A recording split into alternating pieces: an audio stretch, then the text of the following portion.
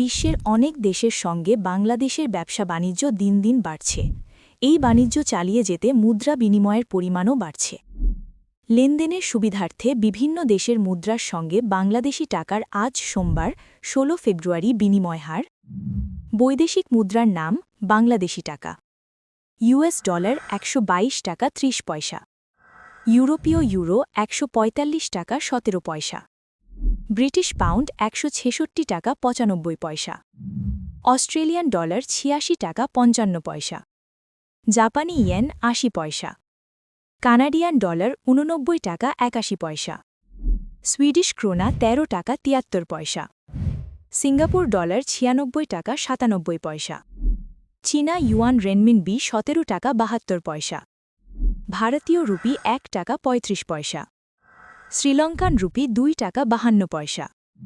সূত্র Bangladesh bank. Singapore dollar ৯৬ টাকা ৮৫ পয়সা, মালয়েশিয়ান রিঙ্গিত ৩৩ টাকা ৩৩ পয়সা, সৌদি রিয়াল ৩২ টাকা ৬০ পয়সা, কুয়েতি দিনার ৩৯৮ টাকা ৬৭ পয়সা।